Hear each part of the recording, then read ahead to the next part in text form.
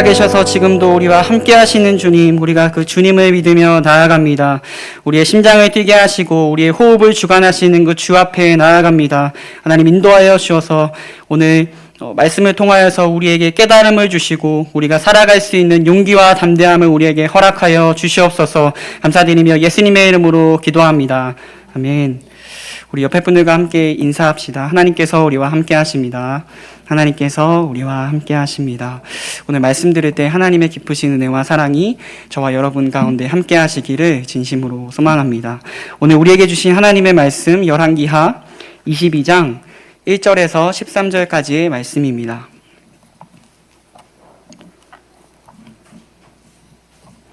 열왕기하 22장 1절에서 13절까지의 말씀.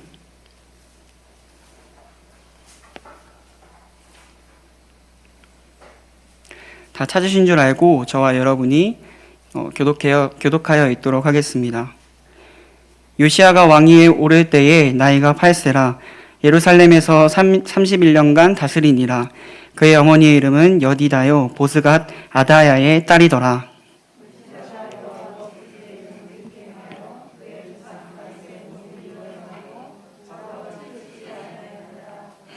요시야 왕 18째 해에 왕이 무슬람의 손자 아실리아의 아들 서기관 사반을 여호와의 성전에 보내며 이르되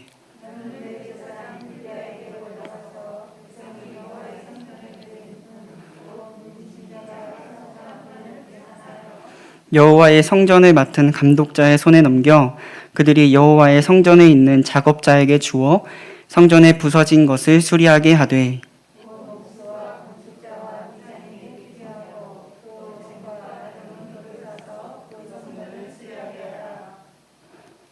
그러나 그들의 손에 맡긴 은을 회개하게 말지니 이는 그들이 진실하게 행함이니라.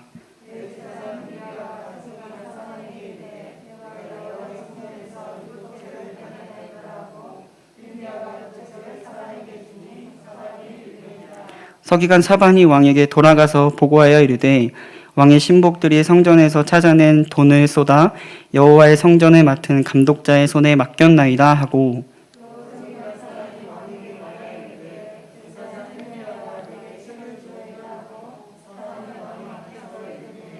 왕이 율법책의 말을 듣자 곧 그의 옷을 찢으니라.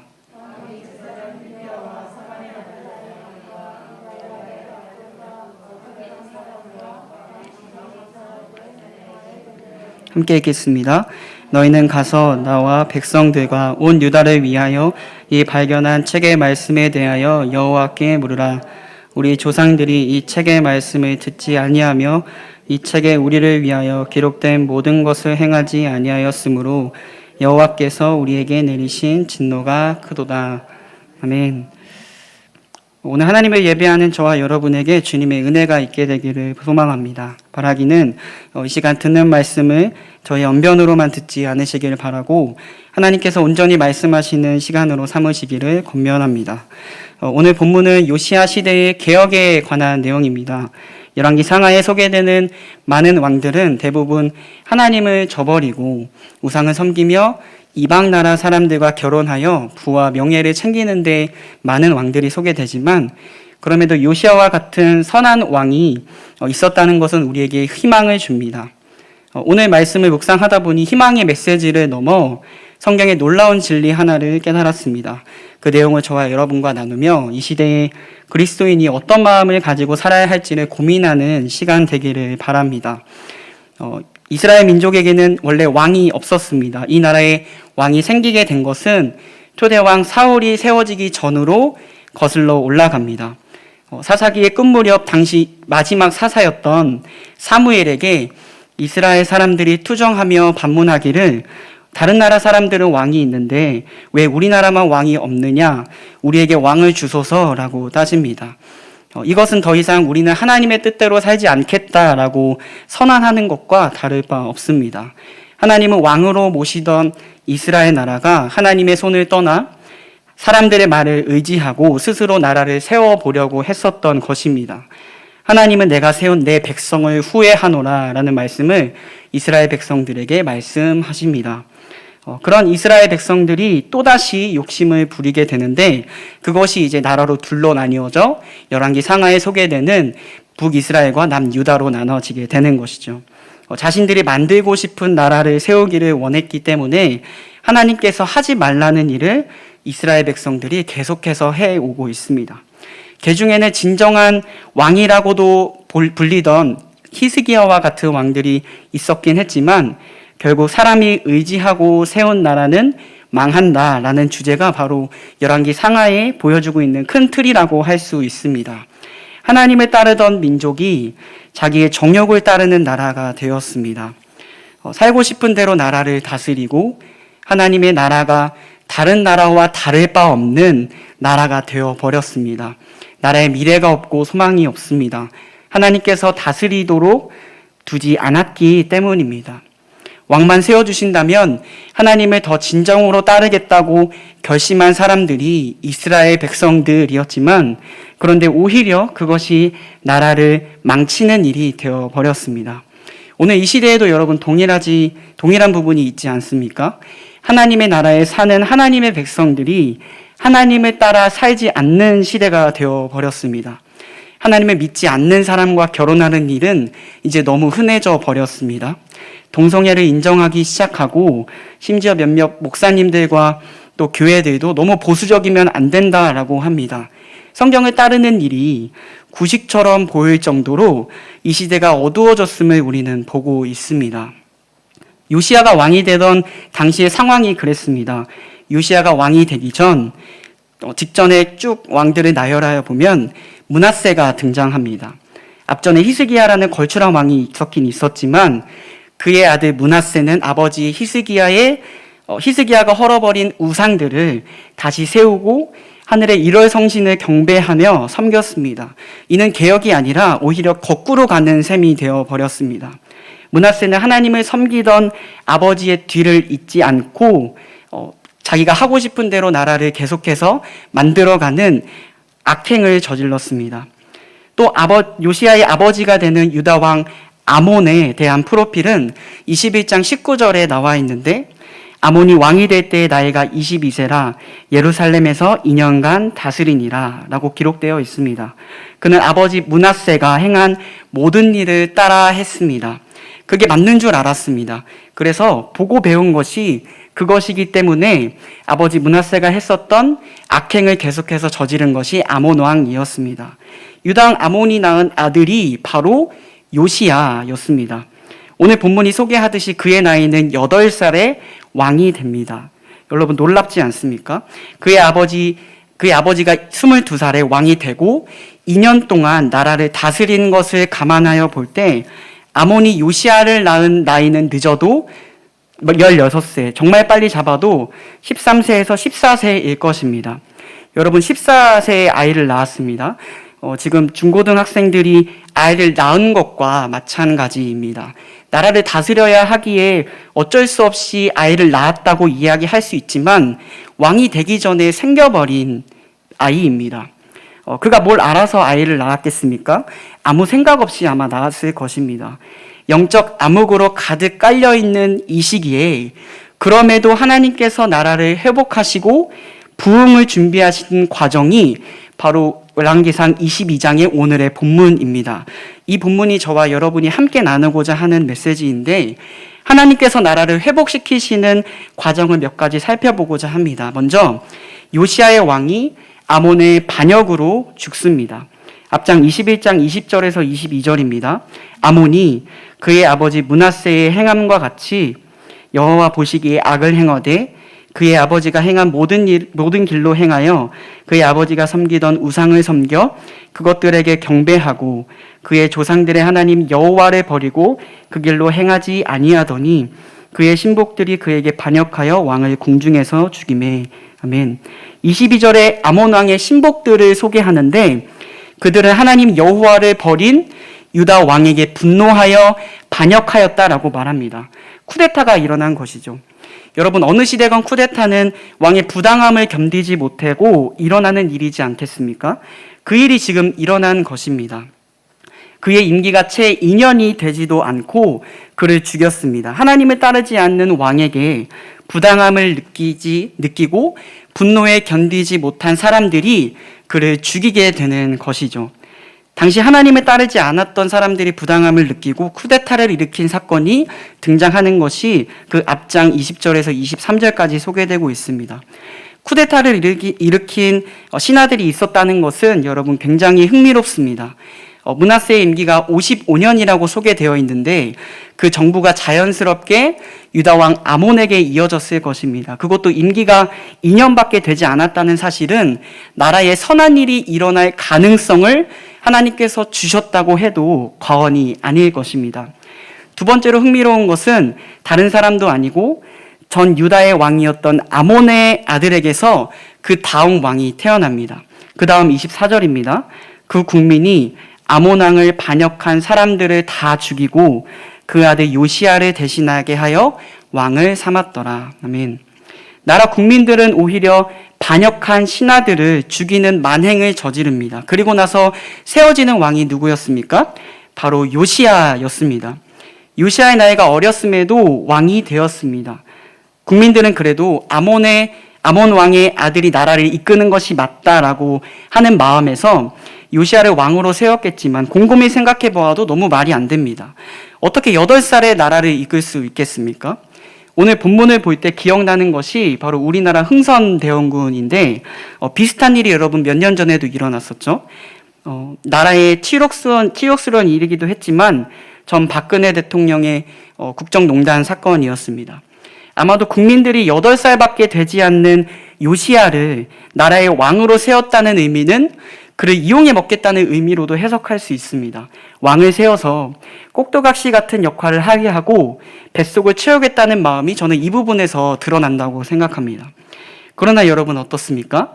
요시야 왕은 유다의 개혁을 주도하는 왕이 되었습니다. 이 부분 또한 흥미롭습니다. 왕 므낫세야 악한 일을 저질렀기 때문에 그럴 수 있다고 생각하고 또 유다 왕 아몬은 자연스럽게 아버지의 말에 귀를 기울이고 그냥 하던 대로 아무 생각 없이 나라를 이끌었다고 생각하지만 그런데 요시야는 그렇지 않습니다. 8살의 왕이 되고서 그에 대한 평가가 어떻습니까? 우리 22장 본문 2절인데 우리 같이 한번 읽도록 하겠습니다. 시작. 요시야가 여호와 보시기에 정직히 행하여 그의 조상 다윗의 모든 길로 행하고 좌로지지 아니하였더라. 아멘. 여러분 이것이 어떻게 가능한 일이겠습니까? 하나님께서 하셨다고밖에 말할 수 없습니다. 하나님께서 준비하시는 과정 그 세 번째로 요시야로 인해서 전례 없던 정직한 나라가 만들어졌다는 것입니다. 본문 5절과 6절 말씀 제가 읽겠습니다. 여호와의 성전을 맡은 감독자의 손에 넘겨 그들이 여호와의 성전에 있는 작업자에게 주어 성전에 부서진 것을 수리하게 하되 곧 목수와 건축자와 미장이에게 주게 하고 또 제목과 다듬은 돌을 사서 그 성전을 수리하게 하라. 아멘. 열왕기하 저자가 요시야 시대의 사역을 기록할 때 가장 맨 처음 적었던 것이 바로 성전 수리였습니다. 요시야는 하나님을 사랑하는 사람이었기 때문입니다. 아버지 아몬과 그의 할아버지 므낫세가 성전의 우상을 세웠던 것을 정리하고 치웠습니다. 전에 왕들에게는 전례 없었던 정직한 일들이 이들에게 일어났는데 서로를 신뢰하고 믿는 일이 요시야의 시대에 일어난 것입니다. 7절입니다. 그러나 그들의 손에 맡긴 은을 회개하지 말지니 이는 그들이 진실하게 행함이니라. 아멘. 굳이 이 말씀을 적어 놓은 이유가 여러분 무엇이겠습니까? 하나님께서 부흥을 주시기에 가장 합당한 때임을 오늘 성경이 소개하고 있는 것입니다. 성전을 수리하고 치우는 것은 요시야의 개혁의 디딤돌이지 큰 주제는 아니었습니다. 그러나 이 과정 가운데 율법책을 발견하게 되었다는 사실을 우리는 주목해 볼 필요가 있습니다. 그들의 마음은 이미 하나님을 향하여 있었고 모든 마음이 함께 일치되어 부흥의 때를 맞이하게 된 것입니다. 위에 세 가지 사실을 비추어 봤을 때 요시야를 왕으로 세우기 위한 하나님의 계획과 섭리를 인정하지 않을 수 없습니다. 하나님께서 모든 일을 주도하셨고 하나님께서 모든 것을 다스리셨다는 것이 여실히 드러나는 부분입니다. 직전 왕들이 암흑과 같은 나라에서도 그럼에도 하나님을 의지하는 신하들을 곳곳에 두게 하시고 아버지의 계보를 잊지 않는 요시야라는 인물을 왕으로 세우시고 그를 통하여 성전을 수리하게 하셔서 율법책을 발견케 하시는 이 모든 일이 바로 여호와 이레라고 설명할 수밖에 없습니다. 아들 이삭을 번제로 드리라고 명령을 받은 아브라함, 그는 그 사실을 받아들이기 힘들었을 것입니다. 그는 묵묵히 모리아산으로 올라갔고 이삭을 제단 위에 올려서 그를 죽이려고 합니다. 히브리서에 나와 있는 것처럼 아브라함에게는 이삭을 죽음에서 부활하게 하실 것이라는 부활 신앙이 있었지만, 그러나 흥미로운 사실이 있죠. 하나님께서는 그의 행동을 막으셨습니다. 그래서 눈을 들어보니 여러분 어떻게 되었습니까? 주님께서 준비하신 순양이 숫풀에 걸려 있는 것을 목격하게 됩니다. 아들 이삭을 데리고 모리아 산으로 올라갈 때 주님께서 준비하신 양이 있을 것이다라고 아버지 아브라함이 아들 이삭에게 소개합니다. 이 이야기를 한 아브라함의 말은 결코 아들 이삭을 속이기 위해서만 말한 것이 아님을 성경에서 확인할 수 있습니다. 그의 아들 이삭도 마찬가지였습니다. 그들이 동행은 마치 준비된 무언가를 믿고 움직이는 사람들과 같았습니다. 아브라함은 아들 이삭을 통해 하나님께서 너의 자손을 번성케 하시리라는 주의 언약을 믿고 있었기 때문에 순양을 예비하신 하나님을 볼 수 있었습니다. 준비해 두신 하나님을 만날 수 있었던 것입니다. 아브라함이 눈을 들어 살펴본 즉 한 순양이 뒤에 있는데 숯불이 숯불에 걸려 있는지라 아브라함이 가서 그 순양을 가져다가 아들을 대신하여 번제로 드렸더라. 아브라함이 그 땅의 이름을 여호와 이레라고 하였으므로 오늘날까지 사람들이 이르기를 여호와의 산에서 준비되리라 하더라. 아멘. 여호와 이레, 하나님께서 예비해 두신 것을 기대하며 사는 신앙이 바로 그것입니다. 아브라함이 기대고 의지할 분은 오직 하나님밖에 없었습니다. 그의 요구가 부당하다고 느껴진다고 하더라도 그는 하나님께 모든 것을 맡길 수 있었습니다. 왜냐하면 하나님께서 약속하신 것이 분명히 있었기 때문입니다. 자기 아들 이삭을 바치라는 하나님의 시험에 무엇인가 하나님께서 하시고자 하는 분명한 메시지가 있을 것이라는 그 믿음과 확신이 아브라함에게 분명하게 있었습니다. 그 믿음과 확신이 오늘날 우리에게도 동일하게 있게 되기를 진심으로 소망합니다. 여러분, 요시야가 어떤 마음으로 성전을 수리했겠습니까? 그에겐 나라가 잘 돼서 외국을 쳐무찌르고 신흥 강국을 일으키고자 사모했던 것이 아닙니다. 그렇다면 성경은 다른 내용을 적었어야 했습니다. 그의 믿음이 얼마나 컸는지는 성경에 기록되어 있진 않지만 하나님께서 그의 마음에 하나님을 알고자 하는 마음과 하나님을 사랑하고자 하는 마음을 심어주셨으리라 믿을 수밖에 없는 것입니다. 그 단서가 바로 성전을 수리하는 것입니다. 왜 성경이 요시야의 수많은 업적 중에 성전을 수리하는 일을 적어 놓았고 율법책을 발견하는 일을 적어 놓았겠습니까? 하나님을 간절히 사모하는 열심이 그에게 있었기 때문입니다. 그런 그에게 준비된 하나님의 선물이 있었던 것입니다. 사랑하는 여러분, 여호와 이레의 하나님을 경험하고 계십니까? 바라기는 여기 계신 모든 분들이 여호와 하나님께서 우리를 위해 준비해 두신 은혜를 매일같이 누리시기를 바랍니다. 어떻게 경험할 수 있습니까? 요시야처럼, 아브라함처럼 하나님의 약속을 간절히 사모할 때 경험할 수 있습니다. 어떤 자들에게 주십니까? 하나님과 그의 말씀에 간절히 사모하는 하나님의 백성들에게 하나님은 그가 준비하신 것을 반드시 보이실 것입니다. 여러분, 하나님께서 준비하셨다는 말은 우리에게 큰 위로가 되죠. 선지자 엘리야에게도 그랬습니다. 그가 바알 선지자와 850대 1로 싸워서 승리하였지만 영적 고갈로 지쳐있을 때 나라로부터 어떤 협박의 메시지를 받습니다. 그리고서 수십 킬로미터나 주랭랑을 치죠. 그런 그에게 하나님께서 찾아오셔서 이렇게 이야기하십니다. 내가 바알에게 무릎 꿇지 않고 그에게 입맞추지도 않은 7,000명을 남겨두었다라고 말이죠. 아브라함에게서, 엘리야에게서, 그리고 요시야에게서 그 모습을 찾아볼 수 있습니다. 이 하나님의 사랑에 흠뻑 젖는 저와 여러분이 되기를 소망합니다. 하나님의 일하심을 믿는 사람들에게 이런 은혜가 깃드는 것입니다. 때로 묵묵히 자신의 일을 할 때나 때로 지쳐있는 사람들에게도 아무것도 없는 상황에 비록 있을지라도 주님께서 찾아가셔서 준비하신 은혜를 누리게 하시는 것이죠. 이것이 바로 우리 하나님의 은혜입니다. 여러분, 결정적으로 요시아의 시대가 부흥의 때를 폭발적으로 맞이할 수 있었던 때는 언제였습니까? 바로 율법책을 발견하였을 때입니다. 우리 본문 10절과 11절 말씀을 우리 함께 읽어보도록 하겠습니다. 10절과 11절 말씀입니다. 함께 읽겠습니다. 시작. 또 서기관 사반이 왕에게 말하여 이르되 제사장 hil기야가 내게 책을 주더이다 하고 사반이 왕의 앞에서 읽음에 왕의 율법책의 말씀을 듣자 곧 옷을 찢더라. 아멘. 네. 율법책을 발견하게 된 요시야는 하나님의 말씀을 제대로 이행하지 못하는 이스라엘을 보며 분하고 애통하는 마음으로 그의 옷을 찢습니다. 그래서 개혁을 일으키게 된 것입니다. 적절하게 모든 것이 맞아 떨어지는 것이 오늘 본문의 내용입니다. 요시야는 하나님의 말씀에 반응하였습니다. 말씀대로 살지 못했던 이스라엘에 대해 분노하며 옷을 찢었습니다.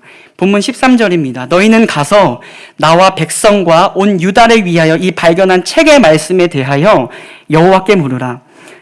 우리 조상들이 이 책의 말씀을 듣지 아니하며 이 책에 우리를 위하여 기록된 모든 것을 행하지 아니하였으므로 여호와께서 우리에게 내리신 진노가 크도다. 아멘. 그는 하나님의 말씀대로 나라가 망해져 간다는 사실을 알고 단행하였습니다. 나라 안에 있던 이방 예배를 없앴습니다. 전에도 한 번도 세워지지 않았던 유월절을 지키는 놀라운 역사가 요시야 시대에 일어난 것입니다. 하나님의 말씀에 반응하는 사람이 이 시대를 바르게 파악할 수 있습니다. 시대가 악한지 악하지 않은지 분간하지도 못하는 사람은 하나님의 말씀을 사랑하지 않는 사람입니다. 무엇이 우리의 길라잡이가 되어야 합니까? 바로 하나님께서 우리에게 허락하신 하나님의 말씀만이 우리의 길라잡이가 되어야 합니다. 그렇기 때문에 우리가 환경 탓, 상황 탓 할 수 없는 것이 바로 그것입니다. 시편 119편의 시인은 105절에서 이런 이야기를 합니다. 주의 말씀은 내 발의 등이요 내 길의 빛이니이다. 여러분 믿으십니까? 이 말씀을 믿고 우리가 삶을 살아가는 것입니다. 하나님의 말씀이 등이고 가는 길에 빛이 되는 것입니다. 요시아의 시대가 악하다는 것을 요시아는 어떻게 알았습니까? 하나님의 말씀으로 깨닫게 되었습니다. 어둠 가운데 캄캄해서 아무것도 보이지 않을 때 하나님의 말씀을 붙잡으시기를 진심으로 소망합니다. 그 말씀을 읽는 것으로만 그치지 않고 더욱더 깊이 상고하고 묵상하여 내 것으로 만드는 것입니다. 집에 앉아있을 때이든지 서 있을 때이든지 일어날 때이든지 주의 말씀을 날마다 강론하라고 성경이 호소하고 있습니다. 따라서 지금 우리에게도 이 말씀이 동일하게 적용되는 것입니다. 오늘 마지막 결론을 지으면서 하나님께서 준비해 두신 가장 좋은 것을 여러분에게 소개하자면 바로 하나님의 말씀입니다. 우리는 다른 것으로 이 필요를 채울 수가 없습니다. 오늘 이 시대를 살아가는 우리에게 가장 필요한 것은 무엇입니까? 바로 하나님의 말씀입니다. 사무엘상 15장 22절 말씀 우리 다 같이 한번 읽도록 하겠습니다. 시작.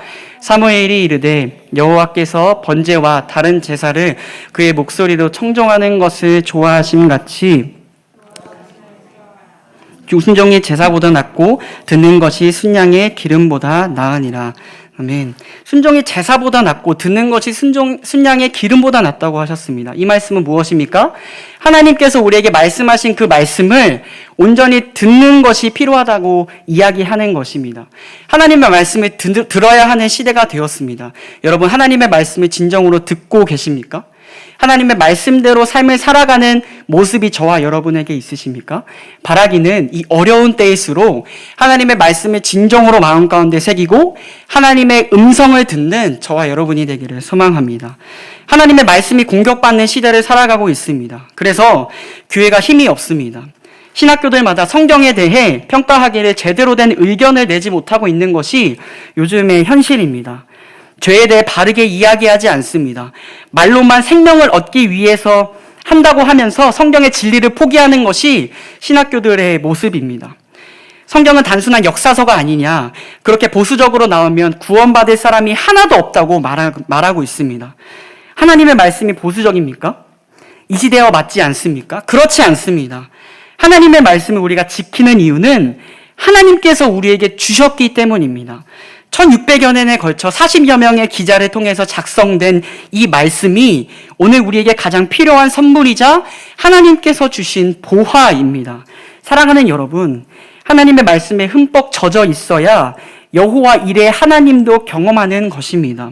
하나님께서 알아서 해주시겠지는 더 이상 없습니다. 하나님께서 알아서 해주시겠지라는 말은 더 이상 우리에게 존재할 수 없습니다. 하나님의 진노가 가득 차서 심판을 내리시겠다고 말씀하시면 우리는 어떻게 해야겠습니까? 근신하여 정신을 차리고 하나님의 말씀에 귀 기울여야 합니다. 지금이 그런 때입니다. 하나님의 말씀에 더욱 깊이 반응할 때입니다. 그래야 여호와 이레의 하나님을 경험하게 될 것입니다. 하나님의 말씀이 최우선인 삶, 하나님의 말씀이 최우선인 가정, 하나님의 말씀이 최우선인 직장, 그런 사회를 만들어가는 것이 오늘 우리가 해야 되는 역할이라는 것입니다. 하나님께서 오늘 이 요시야와 같은 사람을 찾으십니다. 우리라고 요시야와 같은 인물이 되지 말라는 법은 없습니다. 이 사실에 여러분 믿음을 들이시기를 바랍니다. 시간을 들이시기를 바랍니다. 조용한 시간에 하나님을 반드시 만나는 귀한 시간에 여러분 사수하시기를 바랍니다. 시간을 내어서 조용한 시간에 하나님의 말씀을 묵상하고 기도하시기를 바랍니다. 주께서 여러분을 이 자리로 부르신 이유가 바로 그것입니다.